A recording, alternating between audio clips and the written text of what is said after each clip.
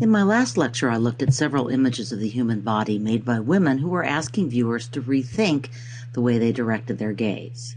This artist, while also a woman, deliberately chooses not to emphasize the gender of her figures, hence the title's reference to the term androgynous.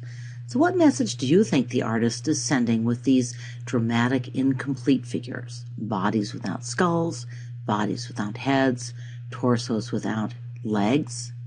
And why are they hollow? We'll start with the last question. Abakanowicz saw her family home attacked by Nazis and then seized by Soviet occupiers. So here's a quote from the artist about that experience. I quote, "As our home and countryside receded, I felt increasingly hollow, as if my insides had been removed and the exterior, unsupported by anything, shrank, losing its form." So this short video clip not only talks about Magdalena Abakanowicz's background, but also gives you a look at some of her early work. The artist spent some time working in a hospital and later studied human anatomy. This experience may offer another reason for her rather strange choice of medium. Pieces of coarse burlap, which she sewed and pieced together, bonding the sculpture with synthetic resin. The rough texture captures some of the look of internal organs, muscles, and veins. Here again are the artist's own words. Quote, "After many years, soft things of complicated tissue have become my material. I feel a kinship with the world which I do not want to know, but through touching, feeling, and relating to the part of myself which I carry deep inside me." In another interview, she refers to, quote, "man's horrible powerlessness against the biological structure." So this is quite a different look at the body. Here's another set of works that captures this effect with the burlap and the resin particularly well.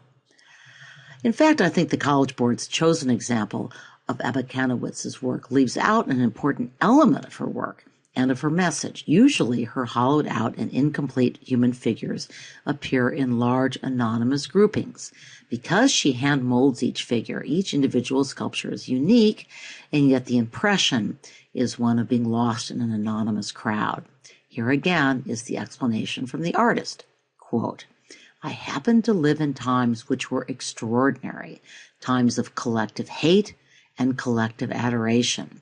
Crowds worshipped leaders, apparently great and good, who soon became mass murderers."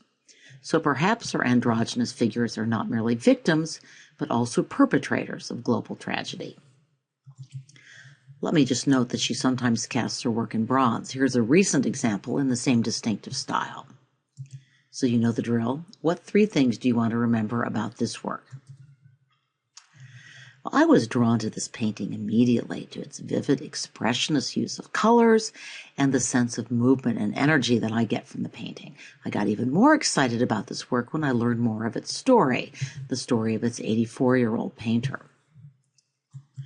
Emily, I'm sorry, I'm going to butcher her last name, so I'm going to rudely use her first name, was born at the beginning of the 20th century and grew up in a remote desert area of Australia's outback in a community known, perhaps some would say ironically, as Utopia. I've circled Utopia on the map of Australia and included a photo on the bottom right. That dirt road is the main highway to and through her community. As your reading noted, European settlers established huge cattle stations in the outback, and once nomadic Aboriginal peoples were resettled forcibly on these farms, where they herded cattle and sheep for the European owners. The Aboriginal people only regained rights to the land in 1976, and by the way, our artist was deeply involved in the fight to pass what came to be known as the Aboriginal Land Act of 1976. She and other of her members of her clan performed an Awelye ceremony before a bush hearing of the Land Claim Tribunal. And in this, they demonstrated the powerful nature of art as evidence for showing their connection to the country, to their land. The ceremony involved retelling Dreamtime creation stories and also involved body painting. I've included a photo on the right. It's not the actual ceremony that she was involved in. So for virtually two-thirds of her life, Emily had only occasional contact with the outside world. It was not until she was about 80 that she became almost overnight an artist of national and international standing. But she had long had great standing with her own community, serving as an elder for people and as a lifelong custodian of the women's dreaming sites in her clan country, Kngwarreye. Since this whole concept of dream time, or the time of creation, is so central to Aboriginal people's worldview and to our required work of art, I want you to watch this video clip. You'll also get a glimpse of the landscape that our artist captured, especially the landscape after the onset of the rainy season, when greenery comes to an otherwise dry landscape. In 1978, Aboriginal women began making batik cloth based on traditional Aboriginal earth and body paint designs. And this was actually a government-sponsored education program. It was designed to help the women find a source of income, and it was also intended to demonstrate the economic viability of these outstations to bolster their moral claim to the land. So here you see a collection of batiks from Utopia hanging on the left, and on the right, one of Emily's own batik designs. Now, these highly original designs quickly caught the eye of art dealers, and by 1988, the Utopia Women's Batik Co-op had more than 80 members. In an effort to expand the market for their art and the economic base of these very poor communities, a gallery in Sydney, Australia, provided acrylic paint and canvases to these women. 2 weeks later, the curators of the gallery returned to Utopia, and this is what they found. Works such as these. This is Emily's first painting, created when she was almost 80 years old. As your homework reading notes, this work was selected for the cover of the exhibition catalog, really as a gesture of respect for the artist's seniority. She was the oldest artist from the community. So Emily went on to produce over 3,000 paintings in the course of an 8-year painting career. In 2007, Earth's Creation became the first work by a female Australian artist and the first Aboriginal artwork to break the $1 million mark at an art auction. You see the news story here. The painting captures the artist's vision of Earth's creation and its recreation each year as the rains bring new life to a parched landscape. The technique she and other Aboriginal acrylic painters used is called dump dot. In other words, raw stripes or dots of paints are placed, really smeared into the surface. So here's another short video clip that gives a more complete description of the method. You'll note it's really a kind of action painting. So this isn't required, but I thought it was interesting. This is one of the last paintings that Emily made before her death. Note that her technique is continuing to evolve. One art blog I visited compared this with the works of the New York School of Abstract Expressionists and conjectured that this was further evidence of Jung's collective unconscious. Remember that idea? It was important to many artists in the 20th century. Well, maybe so. So, what 3 things do you want to remember about this work? Talked about this work, admittedly only briefly, back in our Asian art unit, but you now have more global contemporary context for this work. Does it remind you of any of the works we have studied in this unit? It reminded me of this one. So what similarities and differences between these 2 works do you see? Similarities, can't talk today, in content and also in form.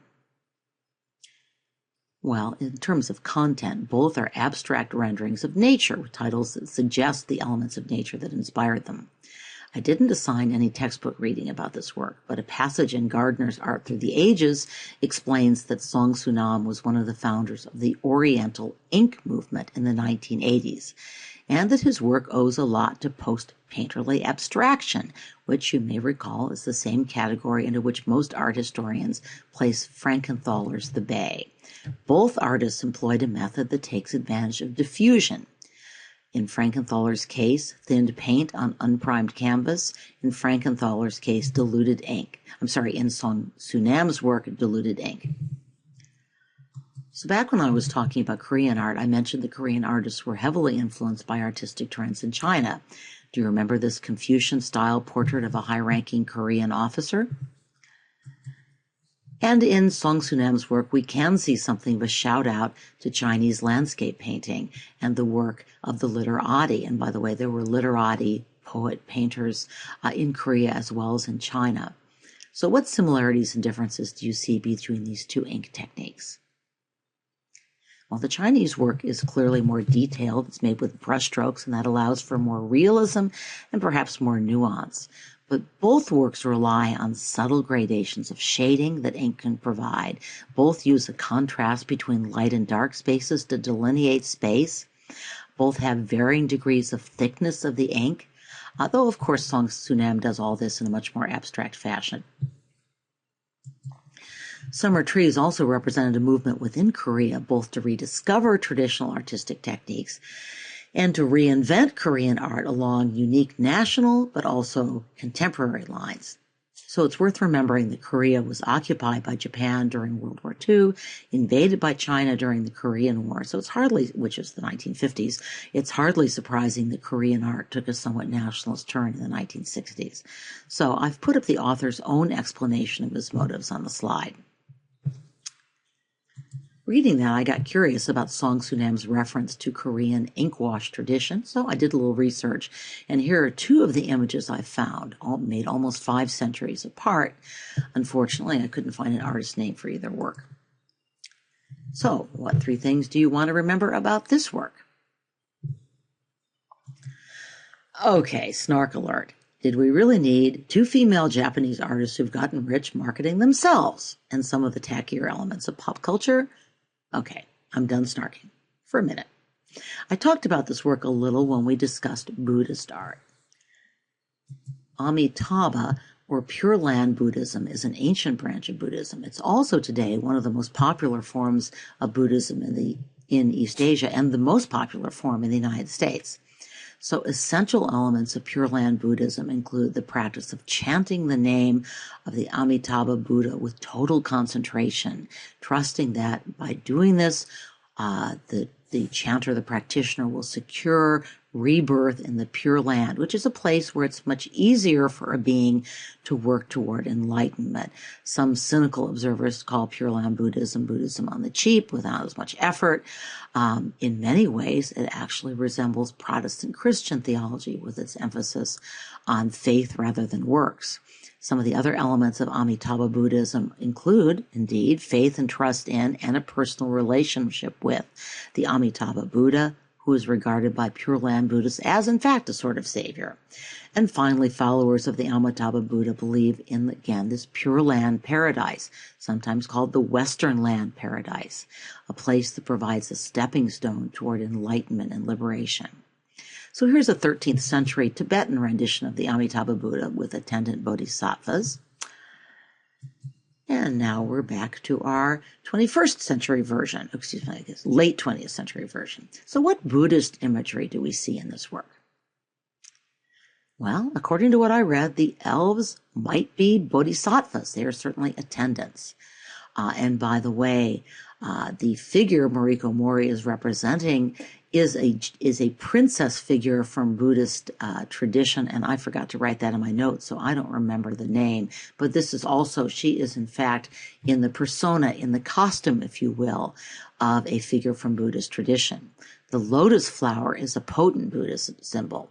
Lotus blooms in stagnant, polluted water, and so it's seen as a symbol that beauty can prevail even amidst the ugliness of worldly desires and worldly distractions. The lotus blossom also symbolizes rebirth into paradise, that is, the Pure Land. Now, according to the Khan Academy essay you read for homework, the fantastical object, which to my mind and theirs resembles a playful futuristic spacecraft, that's a quote, with arms, may be a variation of a Tibetan stupa. You remember those were the sacred buildings that held relics of the Buddha around which people circumambulated. Well, Mariko Mori started off as a leader of the Japanese cosplay craze for costume play, in which adolescents and adolescent adults use elaborate costumes and makeup to transform themselves into manga and anime figures. Cosplay has come to this country as well. I actually encountered a gang of teenagers dressed up in costumes when I was walking my dogs in a Palo Alto park just last weekend. I asked them what they were doing, and they answered cosplay. I had never heard that term before, and here I am needing it for today's podcast. Never say that we don't learn from students. So here are a couple of images of the artist from the mid-1990s. Mariko Mori actually began her career as a fashion model before attending art school. Most of her art seems to be images of herself, also a deliberate reflection on popular culture, but maybe a touch of self-promotion as well. You should think about how images of oneself are used. Hint, hint, you might need that for an essay. So I'm going to read from an also rather snarky review of Pure Land's opening at the Tokyo Museum of Contemporary Art in 2002. I quote, "Sometime around the middle of her career thus far, Mori morphed into a New Age Eastern goddess character. The transition began with The Shaman's Prayer, a 1996 video installation in which a futuristically costumed Mori dreamily caresses a crystal ball while standing in the then new Kansai International Airport." We can't miss that, can we? Let's watch a few seconds of this video, which is up on Moodle as well. And the figure you see in the video, by the way, is a cyborg. So I'm going to continue with the review.